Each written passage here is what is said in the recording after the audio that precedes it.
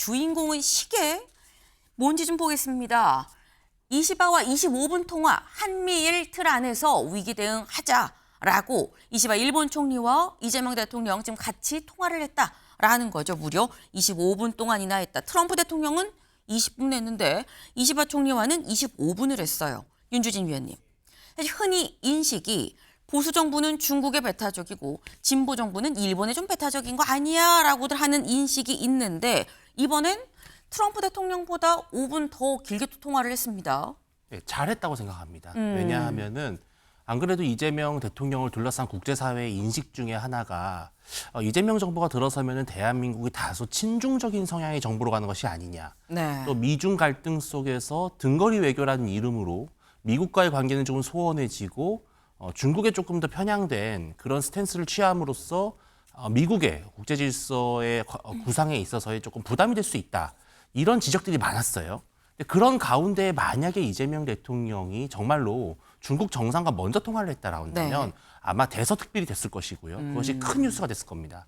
그런 또 불필요한 오해를 차단하는 차원에서 저는 일본 총리와 먼저 이시바 총리와 먼저 통화를 한 것은 잘했다고 생각을 하고요. 이 한미 동맹에 있어서 한미일 공조는 상당히 중요한 안보 인프라 중에 하나입니다. 한미일이 가깝지 않으면은 네. 한국의 중국, 러시아의 어떤 상대할 수 있는 그런 외교력도 많이 약화되기 때문에 한일 관계를 계속해서 좀 강화해 나가는 측면 되게 중요하다고 생각을 하고요. 또 과거에 후쿠시마 오염수 문제 이런 것들이 있을 때마다 이재명 당시 대표가 반일 정서를 갖고 있다라고 하는 또 오해도 있습니다. 네. 그러한 것들도 차단하는 차원에서는 이번에 이런 조치는 잘했고 특히 이시바 총리가 마침 또 상당히 좀 유화적인 분이에요. 네. 그렇게 강경하지가 않죠. 또 역사 문제에 있어서 좀 열려 있고 오히려 이 두 분의 케미는 잘 맞을 수 있다. 그래서 좀 기대가 됩니다. 네. 바로 첫 번째 이 문장으로 잘했다고 생각합니다라고 말씀을 하셨어요. 그러니까 그만큼 이번에 이 중국보다 일본과 먼저 통화를 한 건 참 잘한 조치다. 여야를 떠나서 잘한 거다라고 지금 말씀을 하신 건데 제가 앞서서 이렇게 말씀을 드렸었죠.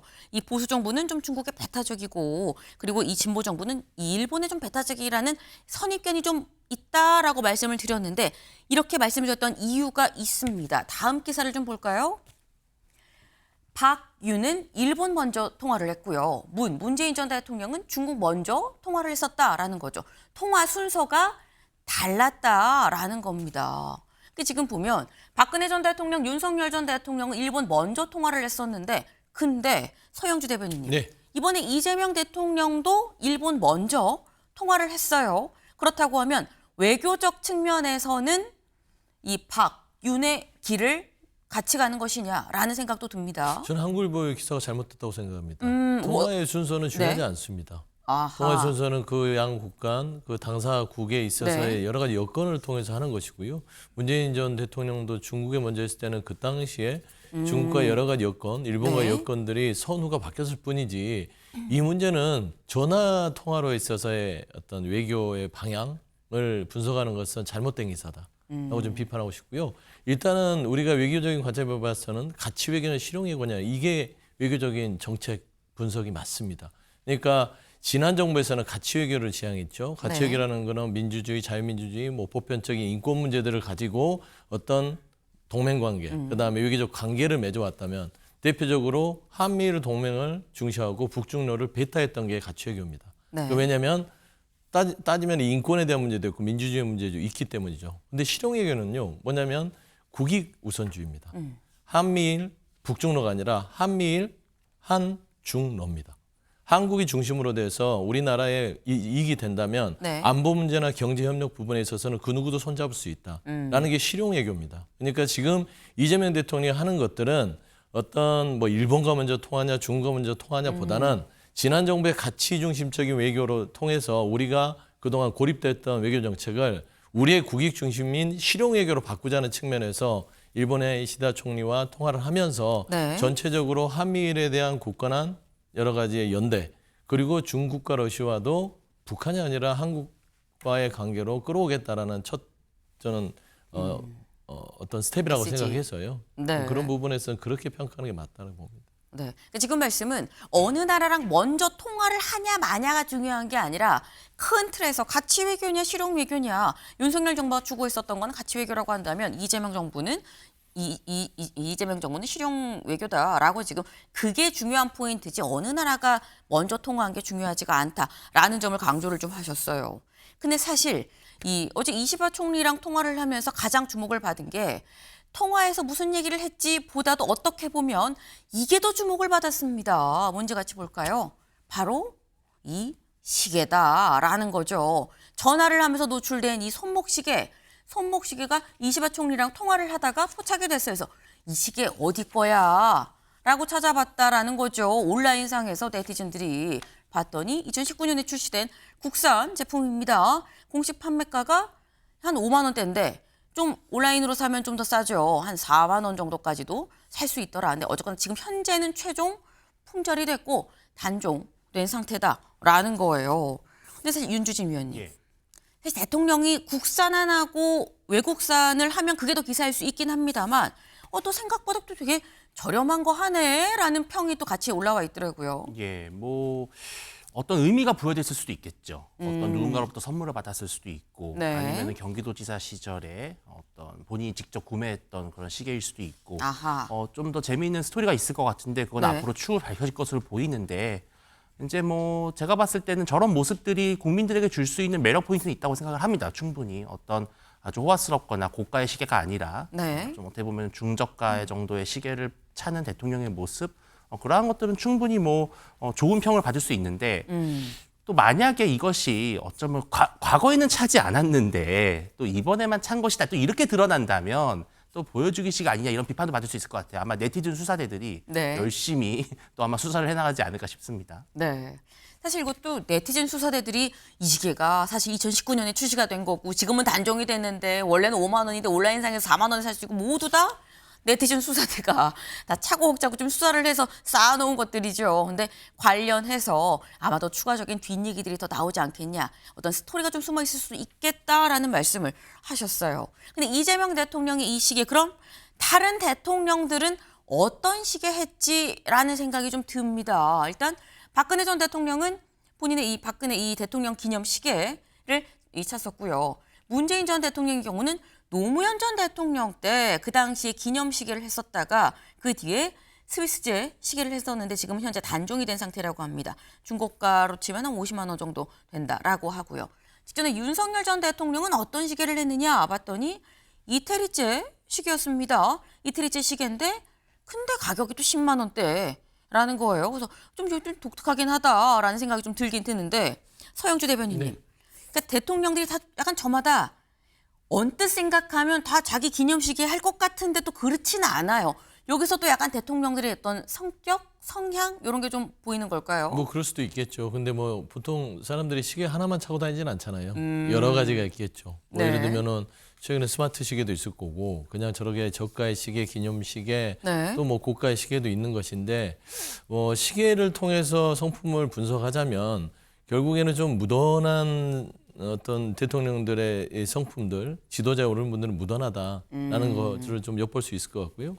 이재명 대통령 부분은 있어서 뭐 4만 원대 시계를 하는데 뭐 그 시계만 차고 다니지는 않을 것 같아요. 다른 시계도 뭐 가끔 또 바꿔서 차겠지만 기본적으로 저는 이재명 대통령이 앞서도 일본 총리와 통화에 통해서 보여주는 실용외교 듯이 업무에 있어서도 실용을 강조하는 어떤 그런 모양새를 엿볼 수 있지 않냐. 왜 그러냐면 시간만 잘 맞으면 되지.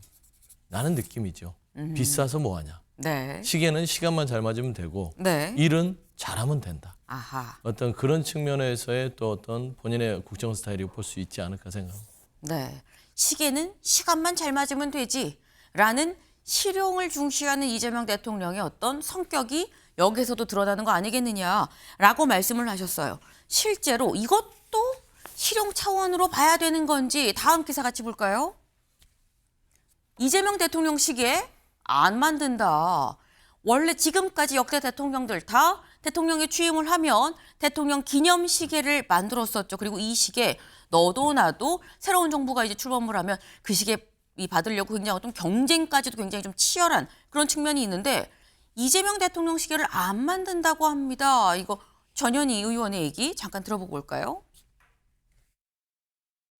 그 마지막으로 우리가 이제 나오면서 이재명 대통령께 선물 없습니까? 이렇게 이제 몇 분이 물었어요. 그래서 선물이요? 시계. 시계라도? 이재명 시계 없냐 그랬더니 뭐 그런 거 뭐 필요해. 그러니까 예산을 함부로 전혀 쓰지 않으려는 그런 그래도 시계를 의식이 있어야지. 모든 그래서 대통령이 다 만드는 건데. 국회의원들이 그때 하셨던 의원들이 다 그렇게 말씀하셨어요. 그래도 시계는 그러니까 그 정도로 예산에 대해서 나라 돈을 아끼겠다 이런 의식이 너무 철저하신 것 사실 같아요. 네. 지금 전현희 의원이 얘기를 하죠. 사실 이 지도부랑 만찬을 하고 나오면서 시계는 좀 없어요. 시계 안 주세요. 그랬더니 아이 뭐 그런 걸 뭐라고 얘기를 했었다라는 거죠.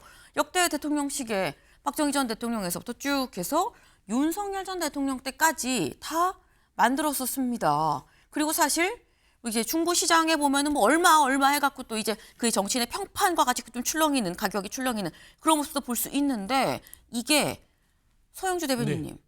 시계 안 만들어도 됩니까? 이게 단순히 뭐 금액의 문제는 아니지 않나요? 그냥 안 만들어도 될 거는 같아요. 네. 필요하면 만들겠죠. 근데 이재명 대통령이 이게 이제 그 실용으로 다시 한번 귀결이 되는데 네. 굳이 그 시계를 만들어서 뭐 하냐는 거죠.